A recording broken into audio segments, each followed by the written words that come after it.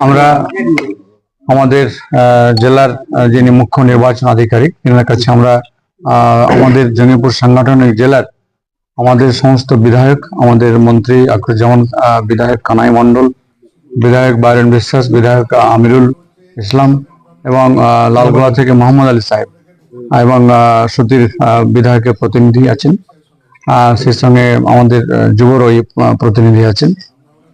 সকলে আমরা মিলে আমরা মুখ্য নির্বাচন আধিকারিক আমাদের জেলা তিনার কাছে আমরা একটা প্রতিবেদন রাখলাম কি যে সমস্ত সমস্যা আমরা দেখছি, ইসিআই দিল্লিতে বসে তারা হুকুম ফরমান পাঠাচ্ছে, কিন্তু প্র্যাকটিক্যালি যে সমস্যা সেই সমস্যাগুলোকে আমরা বোঝাতে চেয়েছি মাধ্যম হিসেবে আমাদের জেলার নির্বাচন আধিকারিকদের কি যে সমস্ত লজিক্যাল ডিসক্রিমিনেশন নাম দিয়ে যে সমস্ত হিয়ারিং এ ডাকা হচ্ছে, লক্ষ লক্ষ মানুষকে যে ডাকা হচ্ছে আর কি এক একটা বিধানসভায়, এটা কি করে সম্ভবপর তার হিয়ারিং কমপ্লিট করা। কাজে এর মধ্যে বয়স্ক পুরুষ মহিলা রয়েছে, গর্ভবতী আমাদের মেয়েরা রয়েছে আর কি, তাদের পক্ষে কি করে সম্ভব।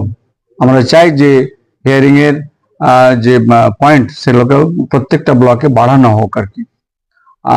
এছাড়াও আমরা বৈধ ভোটার যেন একটা বাদ না যায় সেই দিকে আমরা জেলার নির্বাচন আধিকারিকের দৃষ্টি আকর্ষণ করেছি।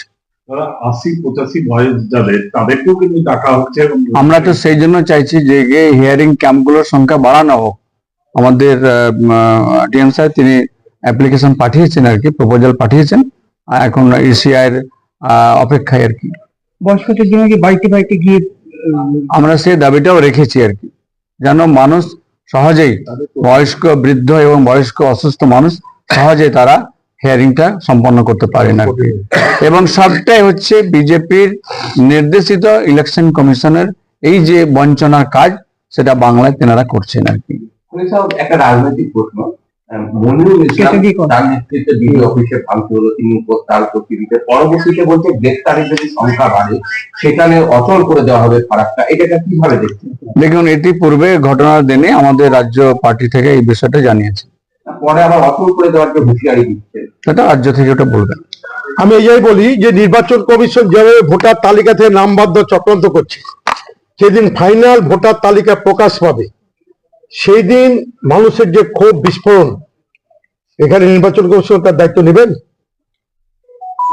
বৈধ ভোটার বাদ যায়, বৈধ ভোটার বাদ যদি দেওয়ার যে চক্রান্ত করছে এবং বাদ যদি যায় এক এক বিধানসভা থেকে 25, 30, 40, 50 হাজার, তো যে মানুষগুলো বৈধ ভোটার, এখানকার নাগরিক, তার বাপ ঠাকুরদার আমল থেকে এখানে বসবাস করছে, ভোট দিয়ে আসছে, বিজেপির চক্রান্ত নাম যদি বাদ যায়, ফাইনাল ভোটার লিস্ট যদি বেরোবে, সেদিন যে পরিস্থিতি তৈরি হবে তার জন্য তার দায়ভার কি নির্বাচন কমিশন নেবেন?